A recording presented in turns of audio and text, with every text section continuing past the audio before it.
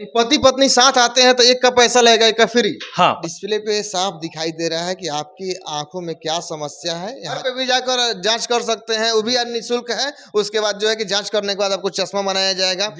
तो चलिए, अभी हम मौजूद है गोपालगंज शहर के पुरानी चौक मेन रोड में, बिना पुस्तक के बगल में। आप लोग देख पा रहे हैं ऑप्टिक आई वेयर में मौजूद है। और यहाँ क्या सुविधा मिल रही है, क्या ऑफर है, इन सभी चीज की जानकारी लेंगे। चूंकि आजकल देखा जा रहा है मोबाइल लैपटॉप जो है कि सभी लोग यूज कर रहे हैं, इस्तेमाल कर रहे हैं, जिससे आंख पे काफी असर पड़ रहा है। यहाँ चिकित्सक भी मौजूद हैं। और आंख कितना सुकुमार और नाजुक चीज होता है, बिना हम लोग चश्मा के जो बाहर निकलते हैं कितने प्रकार के इन्फेक्शन होते हैं। देखिए, अभी ये एक भाई साहब यहाँ हैं, आंखों की जांच करवा रहे हैं। और यहाँ जो चिकित्सक हैं इनसे बात करते हैं, आंखों में कितनी प्रकार की समस्याएं होती है। ये देखिए, आजकल तो चश्मा बहुत ज़रूरी है, क्योंकि धूल मिट्टी प्रदूषण भी बहुत ज़्यादा बढ़ गया है, तो हर किसी को चश्मा लगाना चाहिए।